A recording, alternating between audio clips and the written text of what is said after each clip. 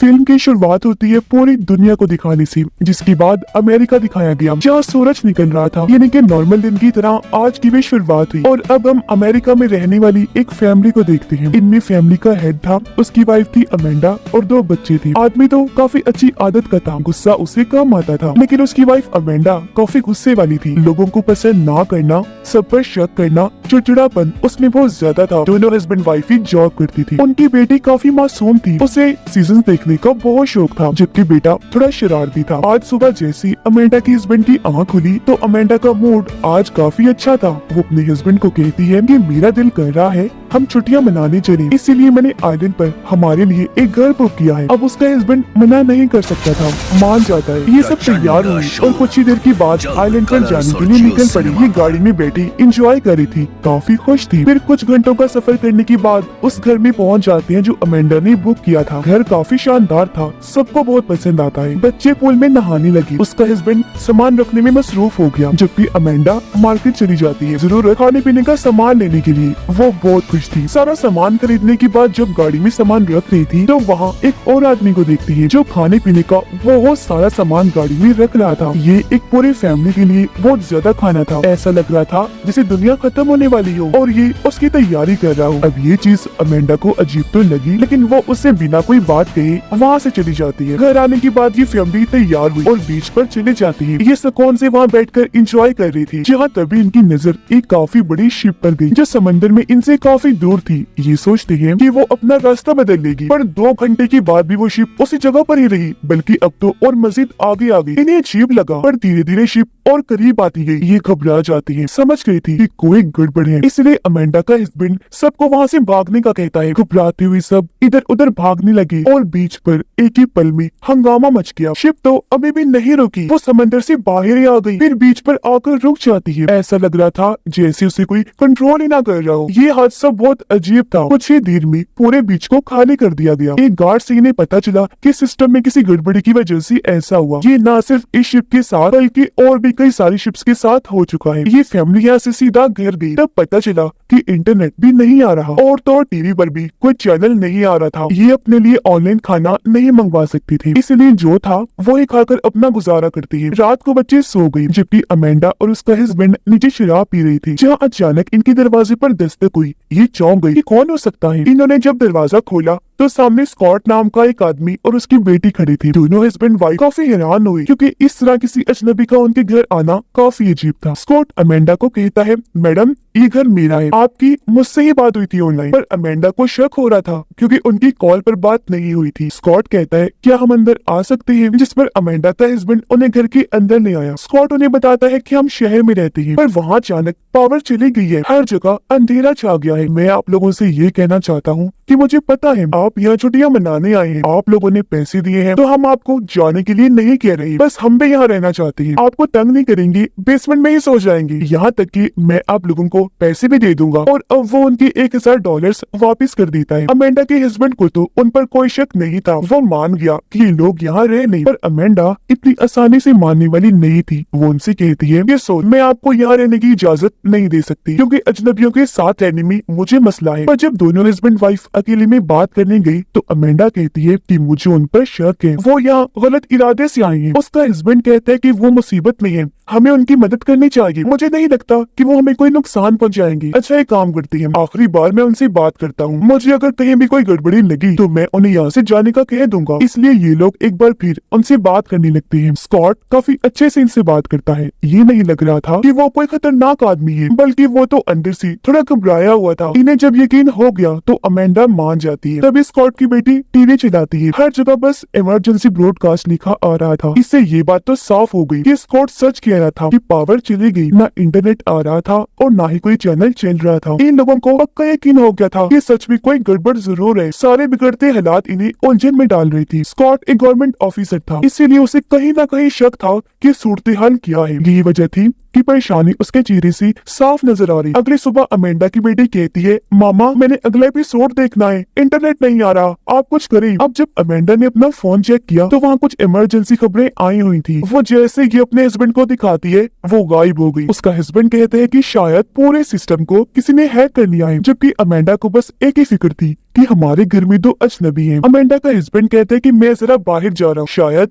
वहाँ कोई बता दे कि ये सब क्या हो रहा है। उसके जाने के बाद स्कॉट और उसकी बेटी भी जा गई। जब बाहर आई तो अमेंडा उन्हें भी बता देती है कि मेरे मोबाइल पर इमरजेंसी खबरों का नोटिस आया था, जो सुनकर स्कॉट काफी चौंक गया। फिर अमेंडा परेशान होते हुए कहती है कि क्या हालात काबू हो रहे हैं। स्कॉट मुस्कुरा कर कहता है कि नहीं, मुझे उम्मीद है जल्द सब कुछ ठीक हो जाएगा। वो फिर उन्हें बताता है कि काफी सालों पहले भी इस तरह के हालात हुए थे, वो एक वायरस की वजह से था जो दो लड़कों ने फैलाया था, और मेरे ख्याल से ये जो चल रहा है इतना बड़ा मसला नहीं है, इसका भी कोई हल निकल आएगा। अब स्कॉट को देखने से साफ लग रहा था कि वो इन्हें तसल्ली दे रहा है, क्योंकि वो नहीं चाहता था कि ये फैमिली और मेरी बेटी डर जाए। पर हालात को देखने से अंदाजा हो गया कि कोई बहुत बड़ी गड़बड़ थी। स्कॉट की वाइफ प्लेन से कहीं जाने वाली थी, इसलिए स्कॉट और उसकी बेटी को काफी फिक्र थी, क्योंकि कोई भी सिस्टम नहीं चल रहा था, तो उन्हें घबराहट हो रही थी। अमेंडा की बेटी जब बाहर अकेली थी तो यहाँ पर कुछ हिरन आ जाते हैं, जो एक एक करके सैकड़ों की तादाद में वहाँ आकर खड़े हो जाते हैं। ये बात भी काफी अजीब थी, क्योंकि जानवर कभी भी इस तरह का बर्ताव नहीं करते। मदद के लिए स्कॉट अपने पड़ोसी दोस्त के घर जाता है, पर वहाँ सामान बिखरा पड़ा था, घर में कोई था भी नहीं। अमेंडा का हस्बैंड जब रास्ते में था तो जीपीएस ने काम करना बंद कर दिया था, जिस वजह से वो रास्ता भटक गया। अचानक उसकी गाड़ी के पास एक घबराई हुई औरत आई, जो रोते हुए मदद मांगने लगती है कि मैं 2 दिन से घर का रास्ता भटक चुकी हूँ, मुझे किसी को कॉल करनी है, मेरी मदद कर दो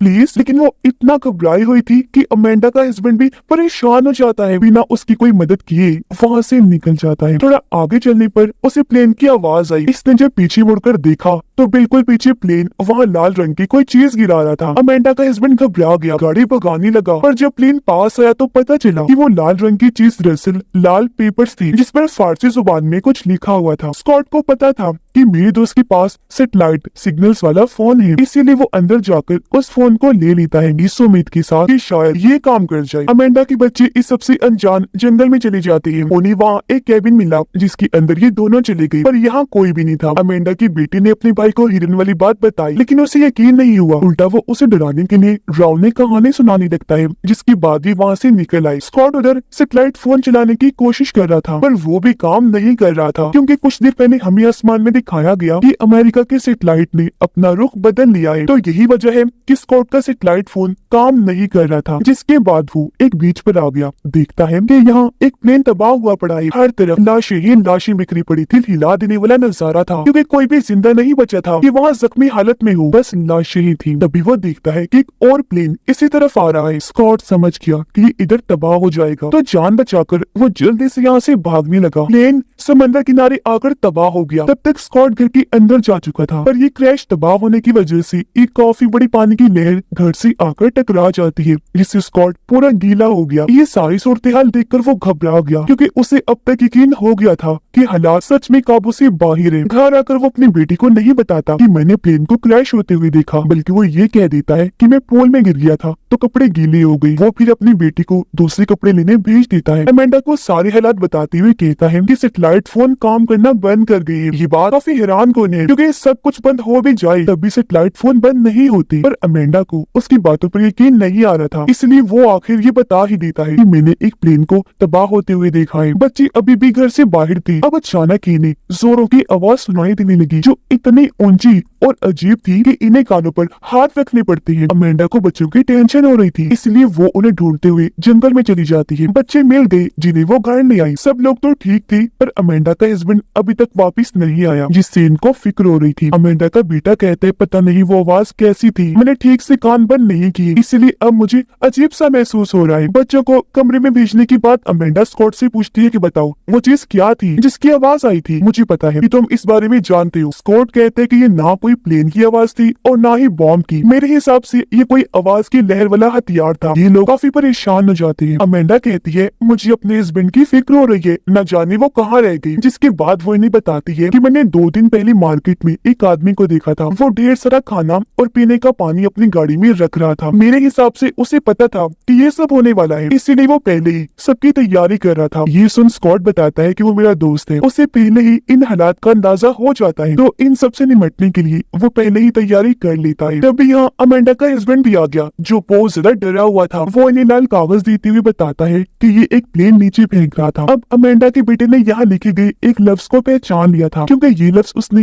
एक गेम में देखा था, उसका मतलब था अमेरिका की मौत। बाकी क्या लिखा था ये बात वो समझ नहीं पाता। अब इस बात में कोई शक भी नहीं था कि अमेरिका को खत्म करने के लिए यहाँ पर किसी ने हमला कर दिया था। किसने किया ये पता नहीं होता। ये फैमिली काफी डर गई थी, तो बचने के लिए अमेंडा और उसका हस्बैंड अपने बच्चों को लेकर यहाँ से शहर जाने का फैसला करते हैं। पर स्कॉट उन्हें समझाता है कि तुम मत जाओ क्योंकि शहर के हालात बहुत बदतर होंगे, तुम यही रुको, ये जगह तुम्हारे लिए बिल्कुल महफूज है। वो दोनों स्कॉट की बात नहीं मानते, गाड़ी में बैठकर निकल जाते हैं। पर सड़क पर आकर इन्होंने देखा कि वहाँ पर बहुत सारी गाड़ियाँ खड़ी हैं, क्योंकि अचानक ही गाड़ियाँ बेकाबू हुई और एक दूसरे से टकरा गई, तो आगे जाने का रास्ता गाड़ियों ने ब्लॉक कर दिया था। गाड़ियों के साथ अचानक ये सब होने की वजह भी सिस्टम में खराबी थी। तभी पीछे से एक और गाड़ी आने लगी, इसलिए अमेंडा जल्दी से अपनी गाड़ी में आकर बैठ जाती है। वो जल्दी से गाड़ी को साइड में करती है और ऐसे इनकी जान बाल बाल बचती है। अब कोई और रास्ता नहीं था, इसलिए ये वापस स्कॉट के घर आ जाते हैं। अमेंडा का हस्बैंड और स्कॉट की बेटी दोनों मिलकर बातें करने लगती है, जबकि अमेंडा को स्कॉट बताता है कि मेरा एक दोस्त बहुत बड़े बड़े प्रोजेक्ट्स पर काम करता है, इस वजह से वो काफी अमीर है। उसे भी इन हालात का अंदाजा पहले ही हो जाया करता था, जिस वजह से सारी तैयारी उसने की हुई थी। इन हालात का सामना करने के लिए उसने आलीशान घर बनवाए थे, जिनके अंदर बहुत सारी सहूलतें हैं। ये कुछ और बातें करने के बाद अपना मूड ठीक करने के लिए म्यूजिक लगा लेती है, डांस करती है। अमेंडा के हस्बैंड और स्कॉट की बेटी को अचानक अजीब सी आवाज सुनाई दी। ये जब जाकर चेक करती है तो वहाँ बहुत सारे फ्लेमिंगोस थी, जो एक तरह का परिंदा है। अब अचानक ये हो जाना भी काफी अजीब था, और अब एक बार फिर से वही तकलीफदेह आवाज जोरों से आने लगी। ये लोग फिर से कानों पर हाथ रख के सर पकड़ के बैठ जाती है, पर इस आवाज का जोर इतना था कि घर की कुछ चीजें भी टूट जाती हैं। काफी देर के बाद जाकर वो आवाज बंद हुई, पर अब सारे ही लोग काफी डर गए होते हैं, इसलिए अमेंडा की फैमिली सब एक ही बेड पर सो जाती है, जबकि स्कॉट और उसकी बेटी। सुबह जैसे हुई ये अजीब चीज देखने को मिली कि अमेंडा के बेटे के दांत एक एक करके गिरने लगते हैं, जिस वजह से अमेंडा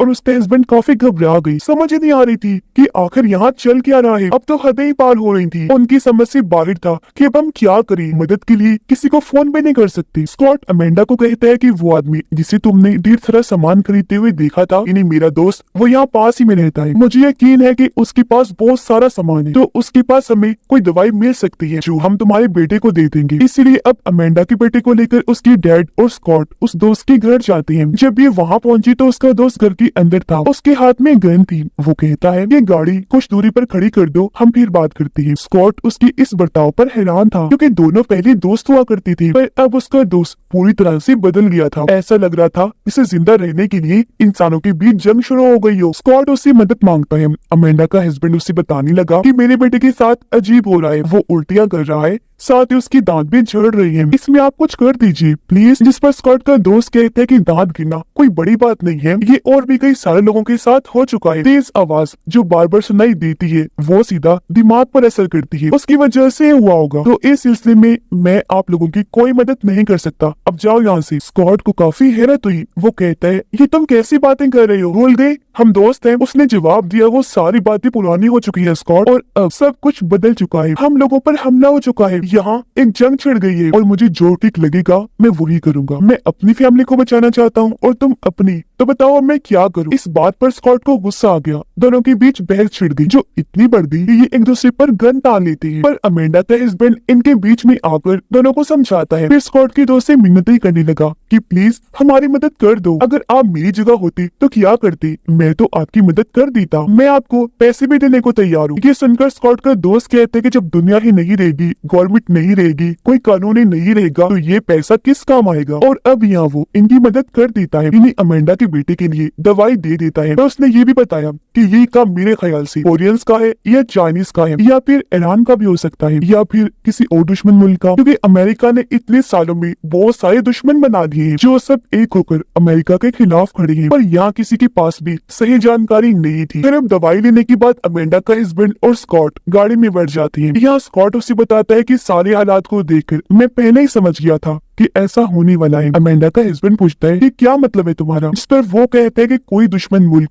अमेरिका का खात्मा करना चाहता है। जब भी उसने ऐसे हालात पैदा कर दिए, क्योंकि जब भी किसी मुल्क को खत्म करना होता है तो उसके लिए 3 चालों वाली गेम खेली जाती है। पहली चाल कि अगर किसी भी मुल्क की गवर्नमेंट को लोगों से तोड़ना हो तो उन्हें बिल्कुल अलग अलग कर दो, यानी कि उनकी कम्युनिकेशन सिस्टम, हर तरह के राब्ता करने वाले जरियों को खत्म कर दो। जिससे कि हमारे मुल्क में इंटरनेट चला गया, चैनल्स बंद हो गई है, तो एक तरह से हम अपनी गवर्नमेंट से कट ही गए हैं। दूसरी चाल होती है यानी खुफिया हमले होंगे, जो भी हमने देख ही लिया। ये जो तकलीफ दे जोरदार आवाज आती है ना, ये दुश्मन की तरफ से एक खुफिया अटैक ही है। इसके बारे में वो गलत जानकारियां देती है ताकि सभी लोग डर जाएं और वो एक दूसरे पर ही शक करने लग जाएं। हर कोई अलग अलग कहानियां बनाने लगेगा, डर अफरा तफरी का माहौल बन जाएगा, जो भी यहाँ हो चुका है। लोग अपनी हिफाजत नहीं कर सकेंगे, खुदगर्जी का ऐसा माहौल होगा कि जिंदा रहने के लिए जंग छुड़ जाए। ये भी हो चुका था। कोई वजह नजर ना आने पर लोग एक दूसरे पर ही शक करके आपस में दुश्मन बन जाएंगे। वो कहता है अगर ये 2 चालें कामयाब रही तो तीसरी चाल खुद ब खुद काम कर जाएगी। अमेंडा का हस्बैंड पूछता है कि तीसरी चाल क्या है। तब स्कॉट बताता है कि पूरी दुनिया की जंग, क्योंकि तब गवर्नमेंट टूट गई होगी, कोई कानून नहीं होगा, और काफी हद तक ये चीज भी हो चुकी थी। उधर अमेंडा की बेटी काफी देर से मिल नहीं रही थी, इसलिए अमेंडा और स्कॉट की बेटी उसे ढूंढने जाती है। वो जब जंगल वाले केबिन में थी तो इन्हें बाहर से आवाज आने लगी, और अब जब स्कॉट की बेटी बाहर जाकर देखती है तो वहाँ ढेर सारे हिरन आकर खड़े हो गए थे। अमेंडा उनके सामने आकर चिल्लाने लगी, जिससे सारे हिरन वहाँ से भाग जाते हैं। अब अमेंडा का ध्यान शहर की तरफ गया, जहाँ बम धमाके हो रही थी। वहाँ पूरी तरह